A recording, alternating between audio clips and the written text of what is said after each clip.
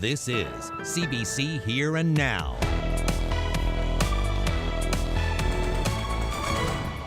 What did you expect for her to do? Sit on a bench and sleep there for 2 days and not even giving her food or anything?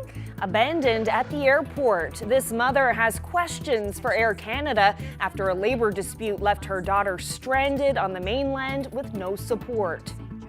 As people continue to dry out or shovel out from a wild weekend of weather, there's more on the way. I'll have the details coming up. Welcome to Here and Now. I'm Carolyn Stokes. We're on a little later than usual this evening. During the Olympics, Here and Now will be a half-hour show starting at 7:30 Island time. So let's get started. We begin with a Canada-wide arrest warrant for a person police believe killed a man in the Waterford Valley area of St. John's last year. The RNC are looking for 26-year-old Sheldon Hibbs, who's wanted on a charge of second-degree murder. Police say Hibbs was last seen in Alberta. He's described as having an array of tattoos, including a switchblade on his jaw, the words "Truth Hurts" above his right eye, and roses on his throat. Police believe Hibbs is responsible for the death of 68-year-old Mike King last May. King's body was found on a path behind Waterford Valley High School in St. John's. Well, another person in the province has died as a result of COVID-19. It's a man in his 60s in the Eastern Health region. This is the 46th person in the province to have died from COVID-19. As of this afternoon, there are 22 people in hospital. There are 166 new confirmed cases since yesterday. As of today, the province has reduced its alert level to a modified alert level 3. And that means movie theaters, performance spaces, and bingo halls can all reopen at 25% capacity, or 50 people, whichever is less. Bars are also now permitted to reopen at half capacity. But churches say they've been left out. Under Modified Alert Level 3, faith group ceremonies are still limited to 50 people. And one group wants to see that change. The Elim Pentecostal Tabernacle on Kenmount Road in St. John's can hold about 500 people.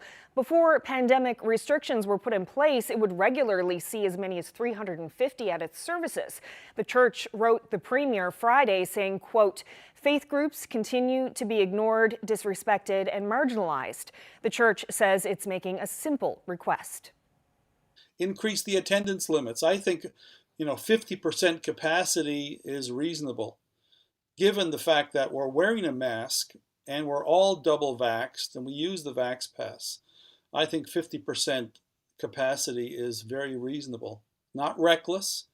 I believe it's reasonable. And Public Health announced today that there will be a COVID-19 briefing tomorrow afternoon beginning at 2 o'clock Island time. Well, in other news, parts of the Conegra Peninsula have been without power since Saturday, but NL Hydro says power should be restored this evening. Bellorum, Boxey, Coombs Cove, St. Jack's, English Harbour West, and Wreck Cove, all those communities lost power after about 4 inches of ice built up on the power lines this weekend. NL Hydro says there was significant damage to those lines, poles, and equipment, and bad weather delayed crews from making the necessary repairs.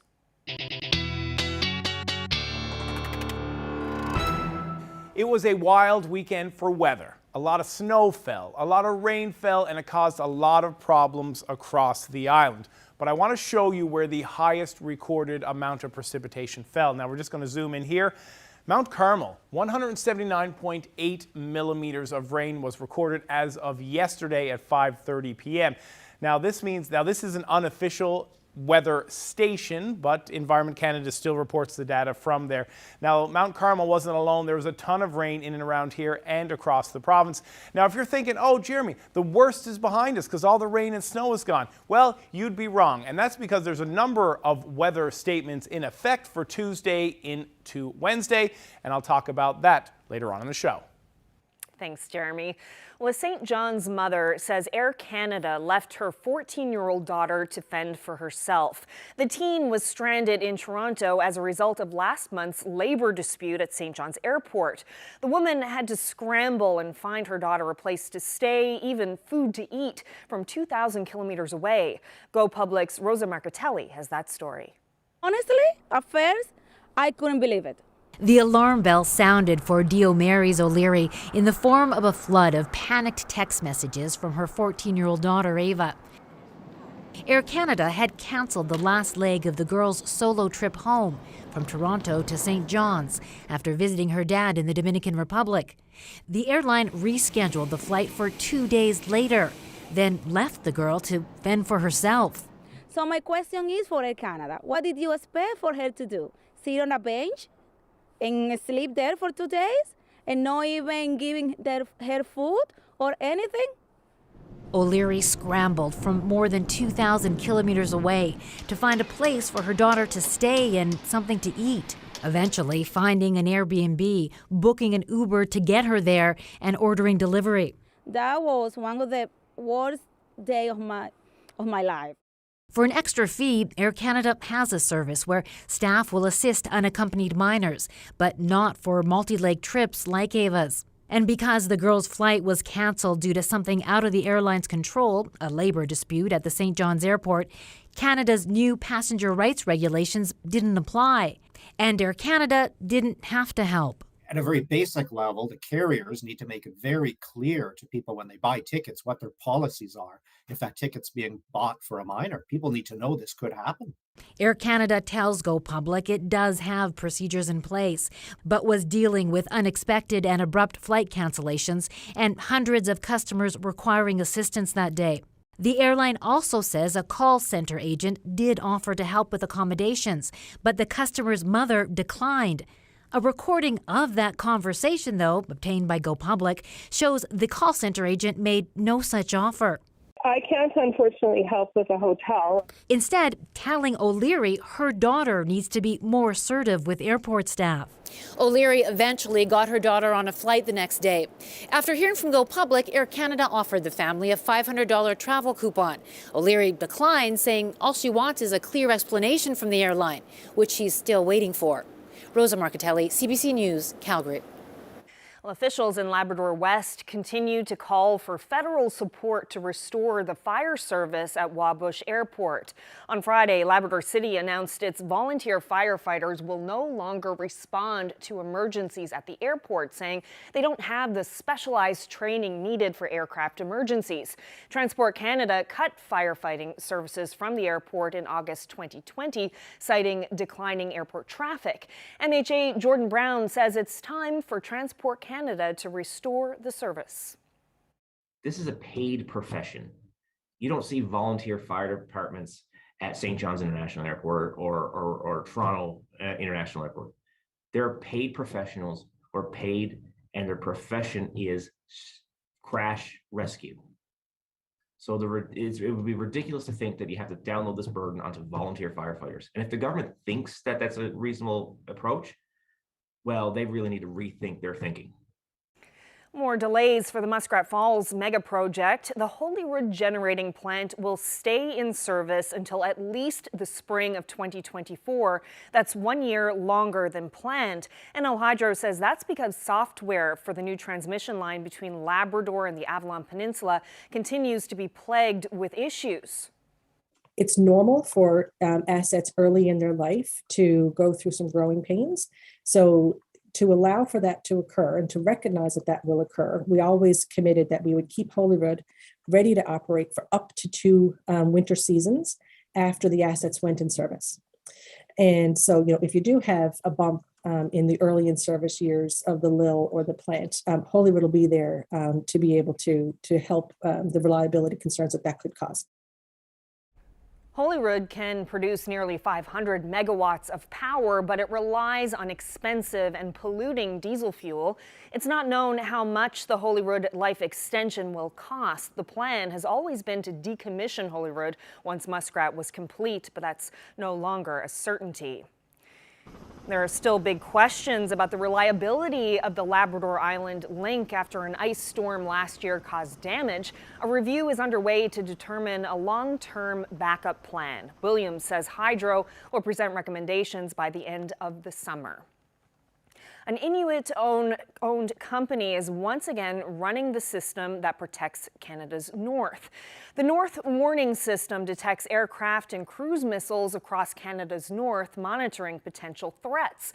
For the next 7 years, the company, Nasatuk, will operate and maintain the system, which includes about 50 radar sites managed through 5 support centers, including in Goose Bay. A board member from Labrador says the move shows Ottawa's commitment to economic reconciliation. Part of that is to ensure that opportunities are open for for Indigenous businesses to be able to participate in the economy and business opportunities. And so that's in every single mandate letter of every single federal minister. And with their commitment on 5% for Indigenous business as well, I think this is a really good example of an opportunity from the federal government on something so significant, being the security of the Arctic. It's part of a coast-to-coast rally that's being held today to show solidarity and support for the people of Ukraine. Well, about a dozen people rallied in front of St. John City Hall Sunday to show support of Ukraine during its ongoing conflict with Russia. The demonstration was part of a nationwide event organized by the Ukrainian-Canadian Congress to raise awareness about the danger posed to Ukrainians as military tensions grow. Well, a father-son duo took on a chilly challenge this weekend, 20 hours to turn 5,000 pounds of ice into art, while also giving a nod to the Winter Games. Their cold creation will represent the province at Winterlude, a national ice sculpting competition. Here now's Troy Turner reports. Design, drilling, chiseling, and cutting. It's no small task going from huge clear blocks to the finished product, and the biggest carving to date for Steve and Jonathan Watson. A little bit nervous. The most I've ever carved is 4 blocks at once, but this has been 15 blocks of ice weighing 350 pounds each. With the clock ticking, the start was delayed when Mother Nature tore down the canopy covering the ice. In less than 2 hours, that ice was being placed and melted together so the artistry could begin. We've carved in all sorts of different weather before, but like this amount of time being outdoors, it's hard. Like all the tools, just a few minutes ago the chainsaw was froze up, so it's a lot of work keeping the tools going as we work through this. And it's not just for bragging rights. There's also a $6,000 prize up for grabs for the top sculpture. The theme of the competition is Olympic and Paralympic spirit. But the Watsons have also incorporated the fishery, the oil industry, and our Aboriginal history and culture. The elder Watson has been carving ice for more than 3 decades. He says it's been a joy working with his son, who got into it about 15 years ago. It's great now he's out of the house. We work very, very closely. We listen to each other. Jonathan's very much into the carpentry, and I'm his go-to guy when he needs something. I'll pass him the hammer, the piece of wood, and things like that. And retrospect, he passes me my tools for the ice carvings as well. So. Photographs of this sculpture are now being sent to Canadian Heritage, who will display them on a website with the other entrants throughout the country. There will be a big online voting competition opening on February 11th, and winners will be announced February 21st. Troy Turner, CBC News, Corner Brook.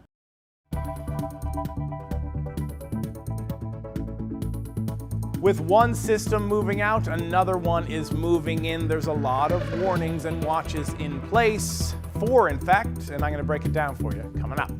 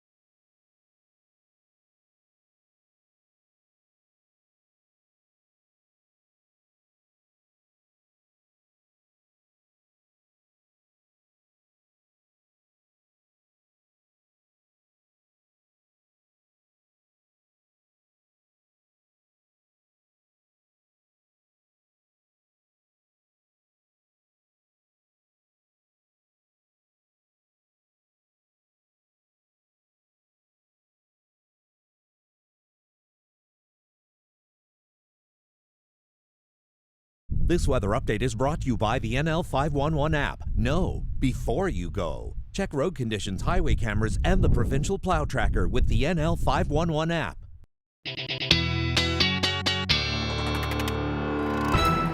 Time for a look at the weather, but before we look ahead, let's look back for a second. Yes. The weekend, the rain was just relentless. It kept coming and coming. It wasn't heavy at times, but it did build up, and it was just non-stop. Non-stop. And you're going to be pretty surprised when you see some of the accumulation numbers that I've gathered. I didn't gather them, Environment Canada gathered them. As I showed you earlier, this was the highest amount recorded at an unofficial weather station. But it was Mount Carmel, 179.8 millimeters of rain. That is a lot of water in a short period of time over the weekend. But they weren't alone in large amounts. Just take a look. Now, I just took a couple of the top ones. You can see Salmon Air Nature Park, 168.5. The Whitbourne Identity, 150.1. St. Mary's, 144.8. St. Lawrence, 117. Had to throw this in because they came close to 100. But St. John's West, 99.5. The airport registered just over 80 millimeters of rain. And there's a lot more rain in a lot more places than what is just on this list. But it wasn't just rain on the eastern part of the island. In central and into western Newfoundland, there was a lot of snow. And take a look at some of these amounts that fell over the weekend.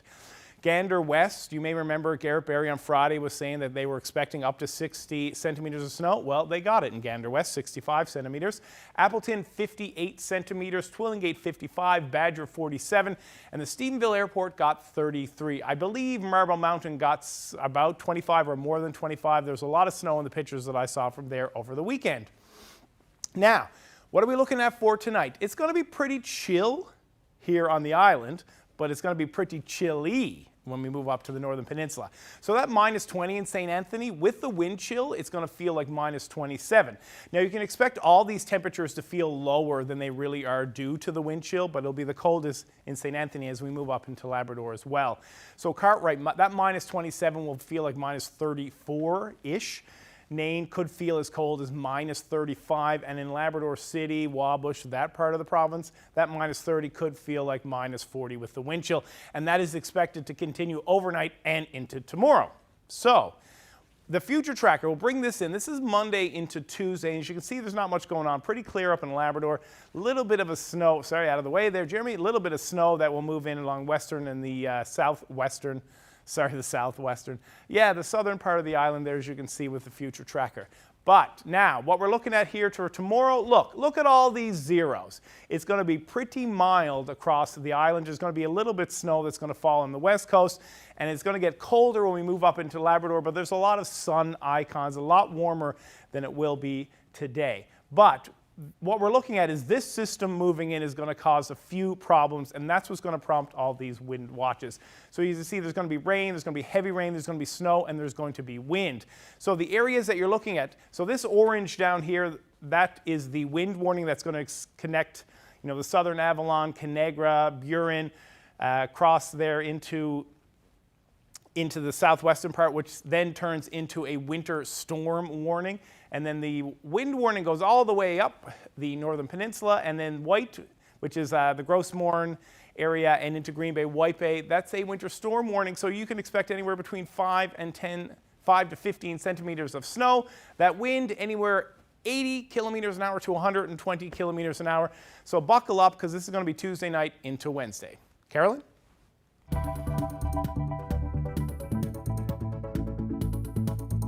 Hi to all of our friends at Cowan Heights Elementary School. We look forward to celebrating and watching anything Olympics for the next 2 weeks.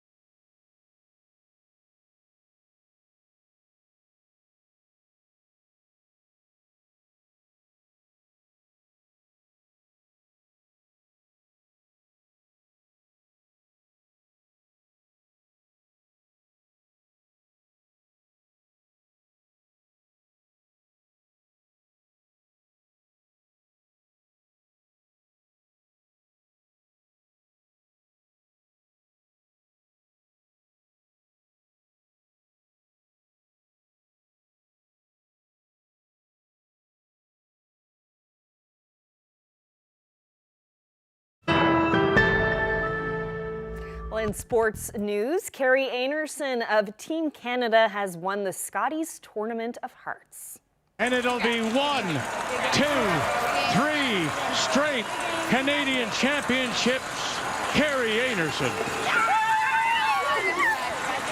That was the scene in Thunder Bay last night when they beat out Northern Ontario for a 9-6 victory. Team NL was there too. Skip Sarah Hill tells Here and Now that COVID protocols bring certain challenges for the players.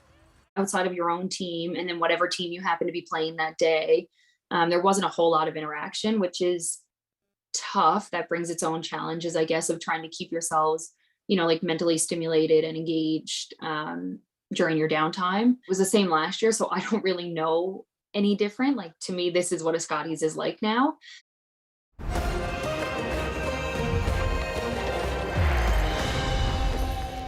Well, the Olympics are well underway, but the games are just getting started at Cowan Heights Elementary in St. John's. The school hosted its very own opening ceremony today, kicking off 2 weeks of their own Olympics. Here Now's Katie Breen was there.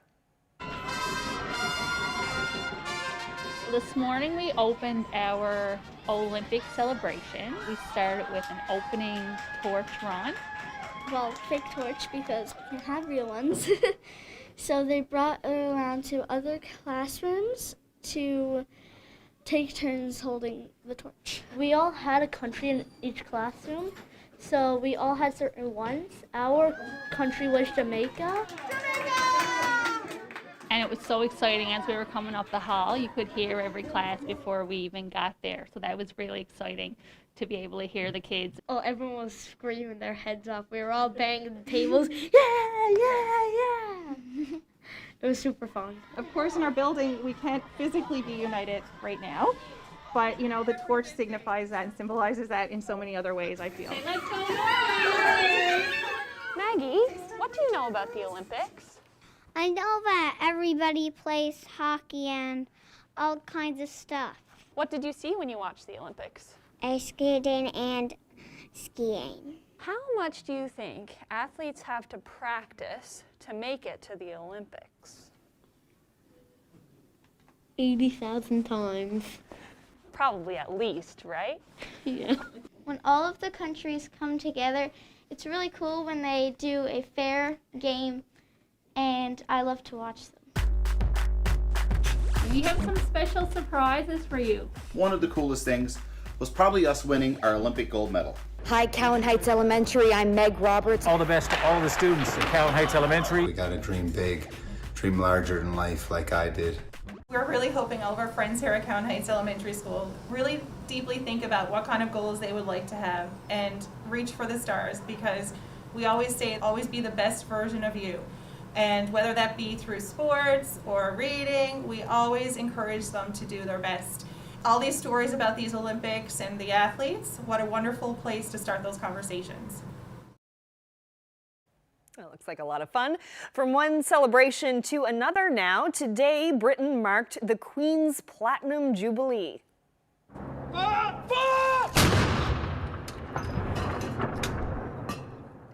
A gun salute was fired from the Tower of London in honor of her 70-year reign, the first British sovereign to reach that milestone.